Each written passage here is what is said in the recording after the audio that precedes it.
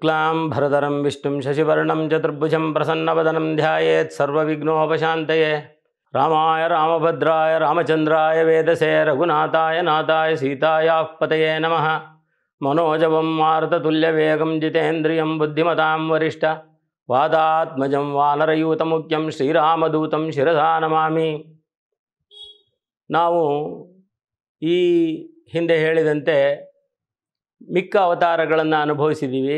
ಈಗ ರಾಮಾವತಾರವನ್ನು ನಾವು ಹೃದಯದಲ್ಲಿ ತುಂಬಿಕೊಳ್ಳಬೇಕಾದಂತಹ ಒಂದು ಅವತಾರ. ಇದನ್ನು ಕೇವಲ ಒಂದು ಕಥೆಯಾಗಿ ಅನುಭವಿಸೋದಕ್ಕಿಂತ ಬರೀ ಕಥೆಯಾಗಿ ಬಿಡ್ತದೆ.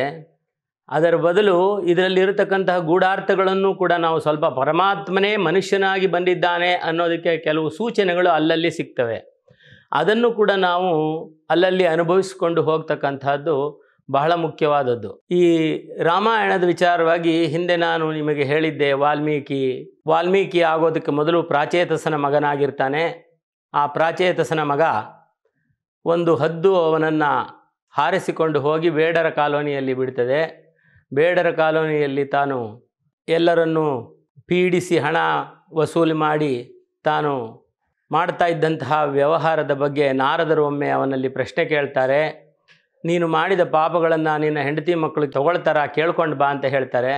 ಆವಾಗ ಅವನು ಹೋಗಿ ಹೆಂಡತಿಯನ್ನು ಕೇಳಿದಾಗ ಹೆಂಡತಿ, ನಿನ್ನ ಪಾಪ ನಿನಗೇ ಇರಲಿ, ಪುಣ್ಯ ಇದ್ದರೆ ಮಾತ್ರ ಕೊಡು ಅಂತಾಳೆ.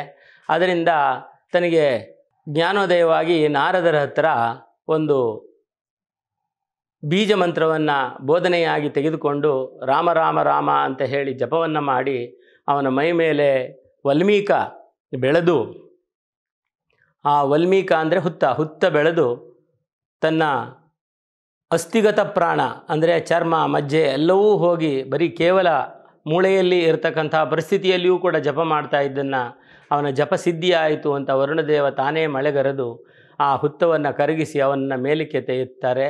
ನೀನು ಈಗ ವಲ್ಮೀಕದಿಂದ ಹೊರಟವನಾದ್ದರಿಂದ ವಾಲ್ಮೀಕಿಯಾಗು ಅಂತ ಹೇಳಿ ಅವನಿಗೆ ಜ್ಞಾನೋದಯ ಬೋಧನೆಯನ್ನು ಮಾಡ್ತಾರೆ. ಒಂದು ಸತಿ ಹೀಗೆ ಅವರು ವಾಲ್ಮೀಕಿಗಳು ಜಪ ಮಾಡಬೇಕಾದ್ರೆ ನಾರದರು ಅಲ್ಲಿಗೆ ಬರ್ತಾರೆ ಅಂತ ಹೇಳಿ ನಾನು ಹಿಂದೆ ಹೇಳಿದ್ವಿ. ನಾರದರು ಬಂದಾಗ ಇವರು ಪ್ರಶ್ನೆ ಮಾಡ್ತಾರೆ ಅಂತ. ಈ ರಾಮಾಯಣ ಬರೆದಂತಹ ವಾಲ್ಮೀಕಿ ಇದ್ದಾರಲ್ಲ, ಈ ವಾಲ್ಮೀಕಿಗೆ ಈ ಪಾಯಸವನ್ನು, ರಾಮನಾಮದ ಪಾಯಸವನ್ನು ಎಷ್ಟು ಅನುಭವಿಸಿದರೂ ಕೂಡ ಸಾಲದು. ಯಾಕೆ ಅಂತಂದರೆ ಇದನ್ನು ಅನುಭವಿಸಿದಂತಹ ವಾಲ್ಮೀಕಿಗಳೇ ಹೇಳ್ತಾರೆ ಏನಂತ ಅಂದರೆ, ಯಃ ಪಿಬನ್ ರಾಮಚರಿತಾಮೃತ ಸಾಗರಂ ಅತೃಪ್ತಃ ತಂ ಮುನಿಂ ಅಹಂ ವಂದೇ ಪ್ರಾಚೇತಸಮಕಲ್ಮಷಂ. ಅಂದರೆ ಆ ಪ್ರಾಚೇತಸನ ಮಗನಾದಂತಹ ಆ ವಾಲ್ಮೀಕಿ ತಾನು ರಾಮಚರಿತಾಮೃತವನ್ನು ಎಷ್ಟು ಕುಡಿದರೂ ಕೂಡ ಅತೃಪ್ತರಾದರಂತೆ. ಅಂದರೆ ಅವರಿಗೂ ಕೂಡ ತೃಪ್ತಿ ದೊರಕಲಿಲ್ಲ ಅಂತ ಹೇಳಿ ನಾರದರು ಹಿಂದೆ ಹೇಳಿದೆ ನಾನು. ನಾರದರು ಬರ್ತಾರೆ. ಬಂದಾಗ ನಾರದರು ವಾಲ್ಮೀಕಿ ಇರತಕ್ಕಂಥ ಜಾಗಕ್ಕೆ ಬರ್ತಾರೆ. ವಾಲ್ಮೀಕಿಗಳು ಜಪವನ್ನು ಮಾಡ್ತಾ ಇರಬೇಕಾದ್ರೆ ತಪಸ್ವಾಧ್ಯಾಯ ನಿರತಂ ತಪಸ್ವೀಂ ವಾಗ್ಭಿದಾಂ ವರಂ ನಾರದಂ ಪರಿಪೃಚ್ಛ ವಾಲ್ಮೀಕಿರ್ ಮುನಿಪುಂಗವಃ ಅಂತ ಹೇಳಿ ತಪಸ್ಸಿನಲ್ಲಿ ಇದ್ದಂತಹ ವಾಲ್ಮೀಕಿ ನಾರದರು ಅಲ್ಲಿಗೆ ಬರ್ತಾರೆ. ಅಲ್ಲಿಗೆ ಬಂದಾಗ ತಾನು ಪ್ರಶ್ನೆಗಳನ್ನು ಕೇಳ್ತಾನೆ. ಮನಸ್ಸಿನಲ್ಲಿ ಕೆಲವು ಕುತೂಹಲದ ಪ್ರಶ್ನೆಗಳಿರ್ತಾರೆ.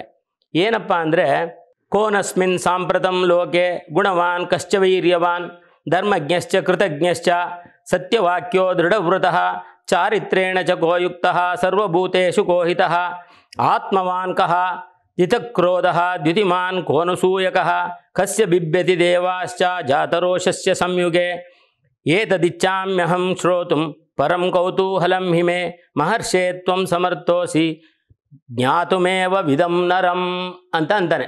ಅಂದರೆ ನೋಡಿ, ಇಲ್ಲಿ ಕೂಡ ಭಗವಂತ ತಾನು ಭಗವಂತನಲ್ಲ, ನಾನು ನರನಾಗಿ ಬಂದಿದ್ದೇನೆ ಅನ್ನೋದನ್ನು ತೋರಿಸ್ತಾನೆ. ವಾಲ್ಮೀಕಿ ಪ್ರಶ್ನೆ ಕೇಳಬೇಕಾದ್ರೆ, ಗುರುಗಳೇ ನಾರದರೇ, ಈ ಪ್ರಪಂಚದಲ್ಲಿ 16 ಕಲ್ಯಾಣ ಗುಣಗಳುಳ್ಳಂತಹ ಅಂದರೆ ಗುಣವಾನ್ ಗುಣವಂತನು, ವೀರ್ಯವಂತನು, ಧರ್ಮಜ್ಞನು, ಕೃತಜ್ಞನು, ಸತ್ಯವಾಕ್ಯನು, ದೃಢವ್ರತನು, ಚರಿತ್ರೆಯಿಂದ ಒಳ್ಳೆ ಸ್ವಚ್ಚರಿತ್ರೆಯುಳ್ಳವನು, ಶಕ್ತಿವಂತನು, ಮತ್ತು ಭಕ್ತಿಯನ್ನಿಟ್ಟವನು, ಈ ಎಲ್ಲ ವಿಚಾರಗಳ ಬಗ್ಗೆ ಎಲ್ಲರನ್ನು ಯಾರನ್ನು ನೋಡಿದರೂ ಕೂಡ ಪ್ರೀತಿ ಮಾಡ್ತಕ್ಕಂಥವನು, ಈ ಎಂಥ 16 ಗುಣಗಳುಳ್ಳಂತಹ ಒಬ್ಬ ವ್ಯಕ್ತಿ ಈ ಪ್ರಪಂಚದಲ್ಲಿ ಭೂಭಾಗದಲ್ಲಿ ಇರತಕ್ಕಂತಹ ಒಬ್ಬ ನರ. ಇದನ್ನು ನಾನು ತಿಳ್ಕೊಳ್ಳೋದಕ್ಕೆ ಇಷ್ಟಪಡ್ತೀನಿ, ಭಗವಂತ ನನಗೆ ಹೇಳು ಅಂತ ಹೇಳಿ ವಾಲ್ಮೀಕಿಯನ್ನು ಪ್ರಶ್ನೆ ಕೇಳ್ತಾರೆ. ವಾಲ್ಮೀಕಿ ಅದಕ್ಕೆ, ಹೌದಪ್ಪ, ನೀನು ಕೇಳಿದಂತಹ ಪ್ರಶ್ನೆ ಇದೆಯಲ್ಲ, ಬಹಳ ಅದ್ಭುತವಾದಂತಹ ಪ್ರಶ್ನೆ. ಈ ಪ್ರಶ್ನೆಗೆ ನಾನು ಉತ್ತರವನ್ನು ಕೊಡ್ತೇನೆ, ಕೇಳು ಅಂತ ಹೇಳಿ, ಇಕ್ಷ್ವಾಕು ವಂಶ ಪ್ರಭವೋ ರಾಮೋ ನಾಮ ಜನೈಷ್ಟುತಃ. ಇಕ್ಷ್ವಾಕು ವಂಶದಲ್ಲಿ ಒಬ್ಬ ರಾಮ ಅಂತ ಹೇಳಿ ಒಬ್ಬ ಪ್ರಖ್ಯಾತನಾದನು ಇದ್ದಾನೆ. ನಿಯತಾತ್ಮೋ ಮಹಾವೀರ್ಯ ದಿತಿಮಾನ್ ವಶಿ ಬುದ್ಧಿಮಾನ್ ನೀತಿಮಾನ್ ವಾಗ್ಮಿ ಶ್ರೀಮಾನ್ ಶತ್ರು ನಿಬರ್ಹಣ ವಿಪುಲಾಂಶೋ ಮಹಾಬಾಹು ಕಂಬುಗ್ರೀವೋ ಮಹಾಶನಃ ಮಹೋರಸ್ಯೋ ಮಹೇಶ್ವಾಸೋ ಗೂಢಶತ್ರುರರಿಂದಮಃ ಆಜಾನುಬಾಹು ಸುಶಿರಾಹ ಸುಲಲಾಟ ಸುವಿಕ್ರಮಃ. ನೋಡಿ, ಎಲ್ಲ ರೀತಿಯ ನೀನು ಹೇಳಿದಂತಹ ಎಲ್ಲ ಗುಣಗಳು, ಗುಣವಂತ, ಶಕ್ತಿವಂತ, ವೀರ್ಯವಂತ, ಅವರನ್ನು ನೋಡಿದರೆ ಒಮ್ಮೆ ಮತ್ತೆ ನೋಡುವ ಅಂತ ಅನ್ನಿಸ್ತಕ್ಕಂಥವನು, ಮತ್ತು ಶತ್ರುಗಳಲ್ಲಿಯೂ ದಯೆಯನ್ನು ತೋರಿಸ್ತಕ್ಕಂಥವನು, ದೀರ್ಘಬಾಹು, ಒಳ್ಳೆಯ ಹಣೆ ಇರುವವನು, ಮತ್ತು ಆಜಾನುಬಾಹು ಅಂದರೆ ಸಾಮಾನ್ಯವಾಗಿ ಮಂಡಿ ತನಕ ತೋಳು ಬರತಕ್ಕಂಥವನು. ಇಂತಹ ಒಬ್ಬ ವ್ಯಕ್ತಿ ತಂದೆ ತಾಯಿಯಲ್ಲಿ, ಪೂಜ್ಯರಲ್ಲಿ ಎಲ್ಲರಿಗೂ ಪೂಜ್ಯನೀಯ ಭಾವ ಇರತಕ್ಕಂಥವನು, ಎಲ್ಲ ಸುಗುಣಗಳು ಇರತಕ್ಕಂತಹ ಒಬ್ಬ ಮನುಷ್ಯ ಇದ್ದಾನೆ. ಧರ್ಮಜ್ಞಶ್ಚ ಸತ್ಯಸಂಧಶ್ಚ ಪ್ರಜಾನಾಂಚ ಹಿತೆ, ಪ್ರಜೆಗಳಲ್ಲಿ ಕೂಡ ಹಿತವನ್ನು ತೋರತಕ್ಕಂಥವನು, ಧರ್ಮಜ್ಞನು, ಯಶಸ್ವಿ, ಜ್ಞಾನ ಸಂಪನ್ನ, ಶುಚಿವೃಷ್ಟ, ಸಮಾಧಿಮಾನ್, ಎಲ್ಲ ಗುಣಗಳೂ ಇದೆ ಅವನಲ್ಲಿ. ಅಂಥ ಒಬ್ಬ ವ್ಯಕ್ತಿ ಇದ್ದಾನೆ ಅಂತ ಹೇಳಿ ಅವರು ಹೇಳ್ತಾರೆ.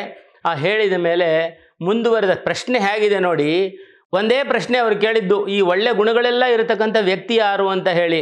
ಆವಾಗ ಅವರು ನಾರದರು ಶುರು ಮಾಡ್ತಾರೆ, ನಿಲ್ಲಿಸೋಕ್ಕೆ ಆಗೋದಿಲ್ಲ ಆ ಪ್ರಶ್ನೆಗೆ ಉತ್ತರನ. ಅವನ ಗುಣಗಳನ್ನೆಲ್ಲ ಹೇಳ್ತಾ ವರ್ಣನೆ ಮಾಡ್ತಾ ಒಂದು ಸಂಕ್ಷಿಪ್ತ ರಾಮಾಯಣ ಅಂತ ಹೇಳಿ 100 ಶ್ಲೋಕಗಳ ಒಂದು ರಾಮಾಯಣವನ್ನು ಅವರು ಏನೇನಾಯಿತು ಅಂತ ಹೇಳಿ ವಿವರಣೆ ಮಾಡ್ತಾರೆ. ಹೀಗೆ ಇರಬೇಕಾದ್ರೆ ಇದು ರಾಮನ ಚರಿತ್ರೆಯನ್ನು ನಾರದರು ಬೋಧನೆ ಮಾಡ್ತಾರೆ. ಅದೇ ಸಮಯಕ್ಕೆ ಸರಿಯಾಗಿ ಹಿಂದೆ ಯಾವುದರಲ್ಲಿ ಹಿರಣ್ಯಕಶಿಪುವಿನ ವಧೆಯಲ್ಲಿ ಹೇಳಿದೆ ಜಯವಿಜಯರ ಕಥೆಯನ್ನು. ಆ ಜಯವಿಜಯರು ಶಾಪಗ್ರಸ್ತರಾಗಿ ಒಂದು ಜನ್ಮದಲ್ಲಿ ಹಿರಣ್ಯಕಶಿಪುವಾಗಿ, ಈ ಜನ್ಮದಲ್ಲಿ ರಾವಣ ಕುಂಭಕರ್ಣರಾಗಿ ಜನಿಸಿದರು ಅಂತ ಒಂದು ಕಥೆ ಇದೆ. ಈ ರಾವಣ ಅನ್ನತಕ್ಕಂಥವನು ಬ್ರಾಹ್ಮಣ. ಅವನು ಬ್ರಾಹ್ಮಣನಾದರೂ ಶಾಪದ ದೆಸೆಯಿಂದ ಅವನು ಋಷಿವಂಶದವನು. ಋಷಿವಂಶದ ಬ್ರಾಹ್ಮಣ ಏನು ಮಾಡ್ತಾನೆ, ಋಷಿಗಳಿಗೆ ಉಪಟಳವನ್ನು ಕೊಟ್ಟು, ಋಷಿ ಮಾಂಸವನ್ನು ತಿಂದು, ಋಷಿ ಸಂಪತ್ತನ್ನು ದೋಚಿ, ಋಷಿ ಪತ್ನಿಯರನ್ನು ಅಪಹರಣ ಮಾಡಿ, ಋಷಿ ಕನ್ಯೆಯರನ್ನು ಹೊತ್ಕೊಂಡು ಹೋಗಿ, ಈ ಥರ ಉಪಟಳವನ್ನು ಕೊಟ್ಟು ದಿಗ್ವಿಜಯವನ್ನು ಸಾಧಿಸಿದ್ದವನು. ಅಂದರೆ ಯಾವ ಥರ ದಿಗ್ವಿಜಯ? ನೆಗೆಟಿವ್, ರಾಕ್ಷಸ ವೃತ್ತಿಯ ದಿಗ್ವಿಜಯವನ್ನು ಸಾಧಿಸಿದ್ದ. ಅದರಲ್ಲಿ ಉಳಿದಿದ್ದು ಇಕ್ಷ್ವಾಕು ವಂಶ ಮತ್ತು ದಶರಥನ ಅಯೋಧ್ಯ, ಈ ಎರಡನ್ನು ಬಿಟ್ಟು ಇನ್ನೆಲ್ಲವನ್ನು ಕೂಡ ಅವನು ಆಕ್ರಮಿಸಿದ್ದ. ಅವನು ಎಲ್ಲಿಯವರೆಗೆ ಅಂದರೆ ಗ್ರಹಗಳನ್ನೆಲ್ಲ, ಎಲ್ಲ ನವಗ್ರಹಗಳನ್ನೂ ತನ್ನ ಹತೋಟಿಯಲ್ಲಿಟ್ಕೊಂಡ. ಅಗ್ನಿ, ವಾಯು, ಇಂದ್ರ ಎಲ್ಲರೂ ಕೂಡ ಅವನಿಗೆ ಹೆದರ್ತಾ ಇದ್ದರು. ಅಂಥ ಒಂದು ಪರಿಸ್ಥಿತಿ ಇತ್ತು. ಈ ರಾವಣನಿಗೆ ಒಬ್ಬ ಮಗ ಇದ್ದ. ಅವನ ಹೆಸರು ಮೇಘನಾಥ ಅಂತ ಹೇಳಿ. ಹುಟ್ಟಿದಾಗಲೇ ಅವನು ಜೋರಾಗಿ ಅರಚಿದ್ನಂತೆ, ಹಾಗಾಗಿ ಅವನಿಗೆ ಮೇಘನಾಥ ಅಂತ ಹೆಸರು ಹೇಳ್ತಾರೆ. ಅವನ ಹೆಸರು ಇಂದ್ರಜಿತು. ಇವನಿಗೆ 2 ತಮ್ಮಂದರು, ಒಬ್ಬ ಕುಂಭಕರ್ಣ, ಇನ್ನೊಬ್ಬ ವಿಭೀಷಣ. ಇವನು ಪರಮ ಶಿವಭಕ್ತ. ಹಾಗಾಗಿ ಶಿವನನ್ನು ಪೂಜೆ ಮಾಡಿ ತನ್ನ ವರಗಳನ್ನು ಬೇಡ್ಕೊಂಡಿರ್ತಾನೆ. 3 ಅಣ್ಣ ತಮ್ಮಂದರು ಒಟ್ಟಿಗೆ ತಪಸ್ಸನ್ನು ಮಾಡ್ತಾರೆ. ಆ ತಪಸ್ಸನ್ನು ಮಾಡಿದಾಗ ಆ ತಪಸ್ಸಿನಲ್ಲಿ ರಾವಣನು ನನಗೆ ಸಾವೇ ಬೇಡ ಅಂತ ಕೇಳ್ತಾನಂತೆ. ಅದು ಸಾಧ್ಯವಿಲ್ಲ ಅಂತ ಹೇಳಿದಾಗ ಒಬ್ಬ ನರಮನುಷ್ಯನ ಹೊರತು ಬೇರೆ ಯಾರಿಂದಲೂ ಸಾವು ಬೇಡ ಅಂತ ಕೇಳ್ತಾನೆ. ಅಂದರೆ ನಾನು ರಾಕ್ಷಸ, ದೇವತೆಗಳನ್ನೇ ನನ್ನ ಹತೋಟಿಯಲ್ಲಿ ಇಟ್ಕೊಂಡಿದ್ದೇನೆ, ಒಬ್ಬ ನರಮನುಷ್ಯ ಏನು ಮಾಡೋದಕ್ಕೆ ಸಾಧ್ಯ ಅಂತ ಹೇಳಿ ಅವನು ಅದನ್ನು ಸುಲಭವಾಗಿ ತಗೊಂಡು ನರಮನುಷ್ಯನ ಹೊರತು ಬೇರೆ ಯಾರಿಂದನೂ ನನಗೆ ಸಾವು ಬೇಡ ಅಂತಾನೆ. ತಥಾಸ್ತು ಅಂತನಂತೆ ಶಿವ. ಆಮೇಲೆ ಕುಂಭಕರ್ಣ ಕೂಡ ಅವನು ಬಹಳ ಪರ್ವತಾಕಾರದಂತಹ ಶರೀರ. ಆ ಶರೀರಕ್ಕೆ ಎಷ್ಟು ತಿಂದರೂ ಸಾಲದು. ಅವನು ಯಾವುದೋ ತನ್ನ ಆಸೆಗಳನ್ನು ಕೇಳುವ ಸಮಯದಲ್ಲಿ ಸರಸ್ವತೀ ದೇವಿ ಅವನ ನಾಲಿಗೆಯ ಮೇಲೆ ಕೂತು ಅವನಿಗೆ ನಿದ್ರೆಯನ್ನು ವರವಾಗಿ ಬರುವಂತೆ ಮಾಡ್ತಾಳೆ. ಅವನಿಗೆ 6 ವರ್ಷ ನಿದ್ರೆನೇ. ಮತ್ತು ವಿಭೀಷಣ ಪರಮಪದ ಗತೆಯಸ್ಯಾಪಿ ಧರ್ಮೋ ಭವತು ಮೇ ಮತಿ. ಎಂತಹ ಪರಮ ದುರ್ಗತಿ ಬಂದರೂ ಕೂಡ ನನಗೆ ಧರ್ಮವನ್ನು ಬಿಟ್ಟು ಹೋಗುವಂತಹ ಪರಿಸ್ಥಿತಿ ಬೇಡ, ಧರ್ಮದಲ್ಲಿಯೇ ನಡೆಯುವಂತಹ ಪರಿಸ್ಥಿತಿ ಇರಲಿ ಅಂತ ಹೇಳಿದ್ದಕ್ಕೆ ಅವನಿಗೆ ಬ್ರಹ್ಮ ವರ ಕೊಡ್ತಾನೆ. ಬ್ರಹ್ಮ ವರ ಕೊಟ್ಟಾಗ ಅವನು ಬ್ರಹ್ಮಾಸ್ತ್ರವನ್ನು ಕರುಣಿಸಿ ನೀನು ಚಿರಂಜೀವಿಯಾಗು ಅಂತ ಹೇಳಿ ಅವನಿಗೆ ಚಿರಂಜೀವಿತ್ವವನ್ನು ಕೊಡ್ತಾನೆ. ನಾನು ಹಿಂದೆ ಹೇಳಿದ್ದೆ 7 ಜನ ಚಿರಂಜೀವಿಗಳು ಅಂತ ಹೇಳಿ. ಅಶ್ವತ್ಥಾಮ, ಬಲಿ, ವ್ಯಾಸ, ಕೃಪ, ಹನುಮಾಶ್ಚ, ವಿಭೀಷಣ, ಕೃಪ, ಪರಶುರಾಮಶ್ಚ ಸಪ್ತೈತೆ ಚಿರಜೀವಿನಃ. ಈ ಚಿರಂಜೀವಿಗಳಲ್ಲಿ ಒಬ್ಬ ವಿಭೀಷಣನು ಹೌದು. ಈಗಲೂ ಕೂಡ ಲಂಕೆಯಲ್ಲಿ ಆರಾಧನೆ ಮಾಡಿಕೊಂಡು ಪಟ್ಟಾಭಿಷೇಕವಾದಂತಹ ವಿಭೀಷಣ ದಿನ ಬೆಳಿಗ್ಗೆ ರಂಗನಾಥನ ದೇವಸ್ಥಾನ, ರಾಮನ ದೇವರು ಅಲ್ಲಿ ನೋಡ್ತಾನೆ ಅಂತ ಕೂಡ ಹೇಳ್ತಾರೆ. ಹಾಗಾಗಿ ವಿಭೀಷಣನಿಗೆ ಬ್ರಹ್ಮಾಸ್ತ್ರವು ಮತ್ತು ಚಿರಂಜೀವಿ ವರವೂ ಕೂಡ ದೊರಕುತ್ತೆ. ಇನ್ನೊಂದು ಪಕ್ಕದಲ್ಲಿ ನೋಡಿದರೆ ವಾಲ್ಮೀಕಿಗಳಿಗೆ ಪರಮ ಸಂತೋಷವಾಗುತ್ತೆ. ರಾಮಾಯಣವನ್ನೆಲ್ಲ ಹೇಳಿರ್ತಾರೆ. ಆ ರಾಮಾಯಣವನ್ನು ಕೇಳಿ ಮನಸ್ಸಿನಲ್ಲಿ ಬಹಳ ಹರ್ಷದಿಂದ ಅವರು ನದಿಗೆ ಸ್ನಾನ ಮಾಡೋದಕ್ಕೆ ಅಂತ ಬರ್ತಾರೆ ಶಿಷ್ಯ ಭರದ್ವಾಜನ ಜೊತೆಯಲ್ಲಿ. ಇನ್ನೇನು ಆ ಪ್ರಕೃತಿ ಸೌಂದರ್ಯವನ್ನೆಲ್ಲ ಎಂಜಾಯ್ ಮಾಡ್ತಾ ಇರ್ತಾರೆ. ಆ ಪರಿಸ್ಥಿತಿಯಲ್ಲಿ ಏನಾಗುತ್ತೆ, ಒಬ್ಬ ಬೇಡ ಕ್ರೌಂಚ ಪಕ್ಷಿಗಳಲ್ಲಿ ಎರಡಾದ ಒಂದು ಗಂಡು ಪಕ್ಷಿಯನ್ನು ಹೊಡೆದು ಸಾಯಿಸ್ತಾನೆ. ರಕ್ತಸಿಕ್ತವಾದಂತಹ ಆ ಕ್ರೌಂಚ ಪಕ್ಷಿ ಕೆಳಗೆ ಬಿದ್ದು ಸತ್ತು ಹೋಗ್ತದೆ. ಆ ಇನ್ನೊಂದು ಕ್ರೌಂಚ ಪಕ್ಷಿ ಅಳುತ್ತೆ. ಇದನ್ನು ನೋಡಿದಂತಹ ವಾಲ್ಮೀಕಿಗಳಿಗೆ ಬಹಳ ದುಃಖವಾಗುತ್ತೆ, ಕೋಪ ಬರುತ್ತೆ. ಕೋಪದಲ್ಲಿ ಆ ಬೇಡನಿಗೆ ಒಂದು ಶಾಪದ ರೀತಿಯ ಶ್ಲೋಕವನ್ನು ಹೇಳಿಬಿಡ್ತಾರೆ. ಮಾನಿಷಾದ ಪ್ರತಿಷ್ಠಾಂ ತ್ವಮಗಮ ಶಾಶ್ವತೀ ಸಮಾಹ ಯತ್ ಕ್ರೌಂಚ ಮಿಥುನಾದೇಕಂ ಅವಧಿ ಕಾಮಮೋಹಿತಂ. ಕಾಮಮೋಹಿತವಾದ 2 ಪಕ್ಷಿಗಳಲ್ಲಿ ಒಂದನ್ನು ಕೊಂದೆಯಾದ್ದರಿಂದ ನಿನಗೆ ಶ್ರೇಯಸ್ಸಿಲ್ಲದೆ ನೀನು ನಾಶವಾಗ್ತೀಯಾ ಅಂತ ಹೇಳಿ ಒಂದು ಶಾಪವನ್ನು ಕೊಡ್ತಾರೆ.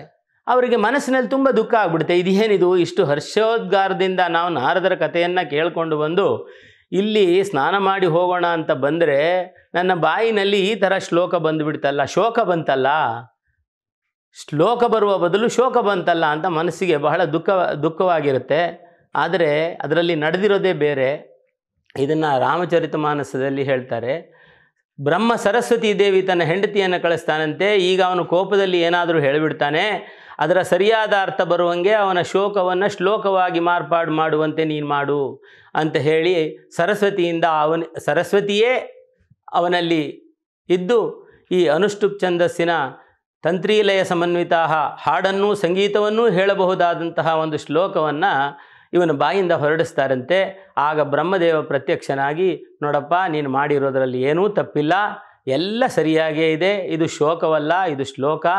ಆ 2 ಕ್ರೌಂಚ ಪಕ್ಷಿಗಳಲ್ಲಿ ಒಂದಾದ ರಾವಣನನ್ನು ನೀನು ಕೊಂದೆಯಾದ್ದರಿಂದ ರಾಮಾಯಣವನ್ನು ನೀನು ಬರೀ, ನಿನಗೆ ಯಾವುದೇ ತೊಂದರೆಯಾಗೋದಿಲ್ಲ. ರಹಸ್ಯಂಚ ಪ್ರಕಾಶಂಚ ಯದ್ವೃತ್ತಂ ತತ್ರದೀಯತ, ಅಂದರೆ ನೀನು ರಹಸ್ಯವಾಗಲಿ ಪ್ರತಿಯೊಂದು ನಿನಗೆ ಗೋಚರವಾಗ್ತದೆ, ನೀನು ರಾಮಾಯಣವನ್ನು ಬರೀ ಅಂತ ಹೇಳಿ ಬ್ರಹ್ಮದೇವ ಹೇಳ್ತಾನೆ. ನಿನ್ನ ಒಂದು ವಾಲ್ಮೀಕಿಯ ಹೆಸರು ಈ ಭೂಮಿಯ ಮೇಲೆ ಎಲ್ಲಿಯವರೆಗೆ ಸಾಗರಗಳು ಮತ್ತು ಪರ್ವತಗಳು ಇರ್ತವೋ ಅಲ್ಲಿಯವರೆಗೂ ನಿನ್ನ ಹೆಸರು ಬಹಳ ಪ್ರಸಿದ್ಧವಾಗ್ತದೆ ಅಂತ ಹೇಳಿ ಅವನು ಬ್ರಹ್ಮದೇವ ಹೊರಟು ಹೋಗ್ತಾನೆ. ಅದಾದ ಮೇಲೆ 24,000 ಶ್ಲೋಕಗಳನ್ನು ಪುಂಖಾನುಪುಂಖವಾಗಿ ವಾಲ್ಮೀಕಿಗಳು ಹೇಳ್ತಾರೆ. ವಾಲ್ಮೀಕಿಗಳು ಹೇಳಿದ ಆ ಶ್ಲೋಕಗಳನ್ನು ಭರದ್ವಾಜರು ನೆನಪಿಟ್ಕೊಳ್ತಾರೆ ಅಂತ ಹೇಳ್ತಾರೆ. ಅಂದರೆ ಆವಾಗ ಬರವಣಿಗೆ ಇರಲಿಲ್ಲ. ಇದರಲ್ಲಿ ವೇದವ್ಯಾಸರು ಹೇಳಿದಂಥ ಮಹಾಭಾರತವನ್ನು ಗಣಪತಿ ಬರದ ಅಂತ ಹೇಳ್ತಾರೆ. ಅದು 18,000 ಶ್ಲೋಕ. ಇಲ್ಲಿ 24,000 ಶ್ಲೋಕಗಳನ್ನು ಭರದ್ವಾಜರು ನೆನಪಿಟ್ಕೊಂಡು ಯಾವಾಗಲೂ ಒಂದು ಸತಿ ಕೇಳ್ತಾರಂತೆ, ಎಷ್ಟಾಯ್ತಪ್ಪ ಅಂತ ಹೇಳಿ. 24,000 ಶ್ಲೋಕ ಅಂತ ಹೇಳಿ. ಈ 24,000 ಶ್ಲೋಕ ಹೇಗಿದೆ ಅಂತಂದರೆ ಗಾಯತ್ರಿ ಪ್ರತಿಪಾದ್ಯವಾದಂತಹ ಶ್ಲೋಕಗಳು ಅಂತಾರೆ. ತಕಾರದಿಂದ ಶುರುವಾಗಿ ತಕಾರ ತಪಸ್ವಾಧ್ಯಾಯ ನಿರತಂ ತಪಸ್ವೀಂ ವಾಗ್ವಿದಾಂಬರಂ ನಾರದಂ ಪರಿಪೃಚ್ಛ ವಾಲ್ಮೀಕಿರ್ ಮುನಿಪುಂಗವ ಅಂತ ಹೇಳಿ ಶುರುವಿನಲ್ಲಿ ಯಾವ ಒಂದು ಶ್ಲೋಕ ತಕಾರದಿಂದ ಶುರುವಾಗುತ್ತೆ, ಕೊನೆಯಲ್ಲಿಯೂ ಕೂಡ ಇದು ತಕಾರದಲ್ಲಿ ಮುಗಿಯುತ್ತೆ. ಇದು ತತ್ಸವಿತುವರೇಣ್ಯಂ ಭರ್ಗೋದೇವಸ್ಯ ಧೀಮಹಿ ಧಿಯೋ ಯೋನಃ ಪ್ರಚೋದಯಾತ್ ಅನ್ನತಕ್ಕಂತಹ ಗಾಯತ್ರಿಯನ್ನು ಪ್ರತಿಪಾದಿಸುತ್ತೆ.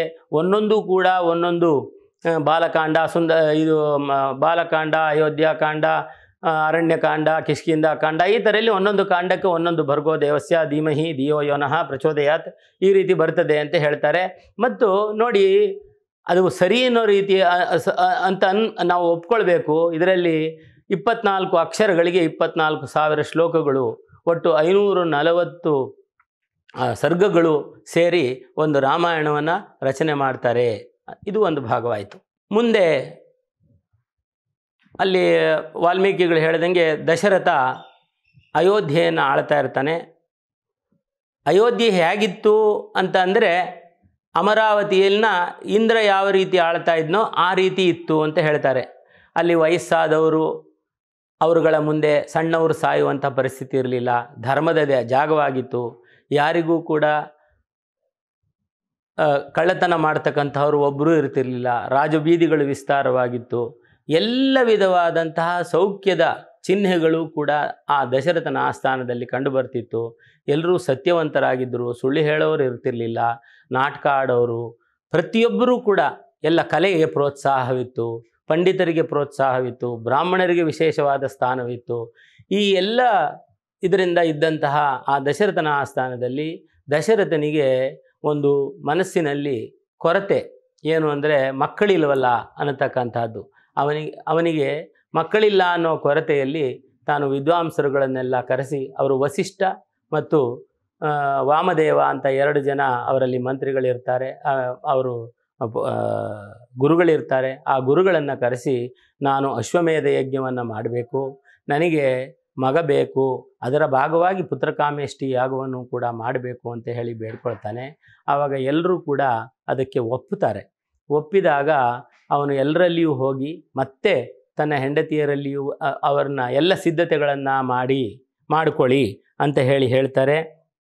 ಆಮೇಲೆ ಅವರು ಸರಯೂ ತೀರದ ಉತ್ತರ ತೀರದಲ್ಲಿ, ಸರಯೂಶ್ಚ ಉತ್ತರೆಯ ತೀರೆ, ಒಂದು ಯಜ್ಞಭೂಮಿಯನ್ನು ನಿರ್ಮಾಣ ಮಾಡಿ ಅಂತ ಆಜ್ಞೆ ಕೊಡ್ತಾನೆ. ಸಕಲ ಸೌಲಭ್ಯಗಳನ್ನು ಕೂಡ ಅಲ್ಲಿ ಒದಗಿಸಿ ಅಂತ ಹೇಳಿಬಿಟ್ಟು ತಾನು ತನ್ನ ಪತ್ನಿಯರಿಗೆ ಬಂದು, ನೀವು ಕೂಡ ವ್ರತನಿಷ್ಠರಾಗಿ ನಾನು ಪುತ್ರಕಾಮೇಷ್ಟಿ ಯಾಗವನ್ನು ಮಾಡ್ತೇನೆ, ಅಶ್ವಮೇಧ ಯಜ್ಞವನ್ನು ಮಾಡಬೇಕು ಅಂತ ಹೊರಟಿದ್ದೇನೆ ಅಂತಾನೆ. ಆವಾಗ ಅವರುಗಳು ಕೂಡ ಸಂತೋಷವಾಗುತ್ತೆ. ಆ ಸಮಯದಲ್ಲಿ ಅವನ ಆಪ್ತ ಸುಮಂತ್ರ ಬಂದು ಒಂದು ಮಾತನ್ನು ಹೇಳ್ತಾನೆ. ಸುಮಂತ್ರ ಹೇಳ್ತಾನೆ, ಸ್ವಾಮಿ, ಸರಯೂಶ್ಚ ಉತ್ತರೇ ತೀರೆ ಯಜ್ಞಭೂಮಿ ವಿಧೀಯತ ಅಂತ ಹೇಳಿ ಸರಯುವಿನ ಉತ್ತರ ಭಾಗದಲ್ಲಿ ಯಜ್ಞಭೂಮಿಯನ್ನು ಮಾಡಿ ಸಕಲ ಸಿದ್ಧತೆಗಳನ್ನು ಮಾಡೋದಕ್ಕೆ ಆಜ್ಞೆ ಮಾಡ್ತಾನೆ. ತಾನು ಮನೆಗೆ ಬರ್ತಾನೆ. ಮನೆಗೆ ಬಂದು ಹೆಂಡತಿಯರಲ್ಲಿಯೂ ಕೂಡ ನಾನು ಈ ಥರ ಯಜ್ಞ ಮಾಡ್ತಾ ಇದ್ದೀನಿ, ಅಶ್ವಮೇಧ ಯಜ್ಞವನ್ನು, ಪುತ್ರಕಾಮೇಷ್ಟಿ ಯಾಗವನ್ನು ಮಾಡ್ತಾ ಇದ್ದೀನಿ, ನೀವೆಲ್ಲರೂ ಕೂಡ ವ್ರತನಿಷ್ಠರಾಗಿ ಅಂತ ಹೇಳ್ತಾನೆ. ಹೇಳಿದಾಗ ಅವರು ಕೂಡ ಸಂತೋಷ ಪಡ್ತಾರೆ.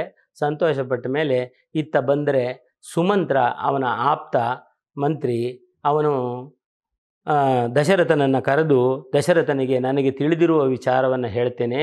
ಹಿಂದೆ ಸನತ್ಕುಮಾರರು ಹೇಳಿದಂತಹ ವಿಚಾರ, ಅಂಗರಾಜ ರೋಮಪಾದನಿಗೆ ಅಂದರೆ ದಶರಥನಿಗೆ ಹೇಳಿದ್ದೆ, ಹಿಂದೆ 350 ಜನ ಪತ್ನಿಯರಿದ್ದರು.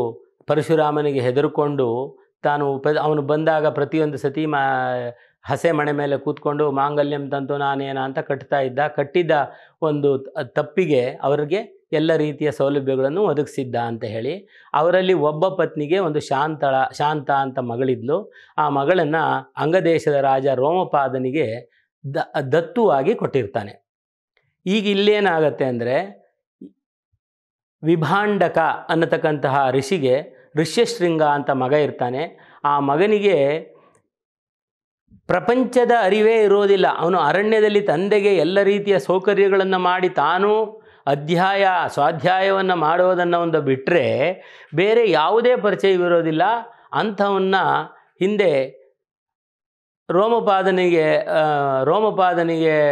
ತಗೊಂಡು ಹೋಗಿ ಅವಳಿಗೆ ಮಗಳನ್ನು ಶಾಂತಳನ್ನು ಕೊಟ್ಟು ಮದುವೆ ಮಾಡಬೇಕಾದಂತಹ ಋಷ್ಯಶೃಂಗನಿಗೆ ಶಾಂತಳನ್ನು ಕೊಟ್ಟು ಮದುವೆ ಮಾಡೋಣ ಅಂತ ಯೋಚನೆ ಮಾಡಿ, ಅವನ ದೇಶದಲ್ಲಿ ಕ್ಷಾಮವಾಗಿದ್ದಾಗ ಮಳೆ ಬರೋದಿಲ್ಲ ಅಂತ ಹೇಳಿ ಋಷ್ಯಶೃಂಗನ ಯಾವ್ದಾದ್ರು ರೀತಿಯಲ್ಲಿ ಕರ್ಕೊಂಬರಬೇಕು ಅಂತ ಹೇಳಿ ಕೆಲವು ಹೆಂಗಸರನ್ನು ಕಳಿಸಿ, ಅವರಿಂದ ಆಕರ್ಷಿತನಾದಂತಹ ಋಷ್ಯಶೃಂಗ ಅವರ ಜೊತೆಯಲ್ಲಿ ಅಂಗರಾಜ್ಯಕ್ಕೆ ಬರ್ತಾನೆ.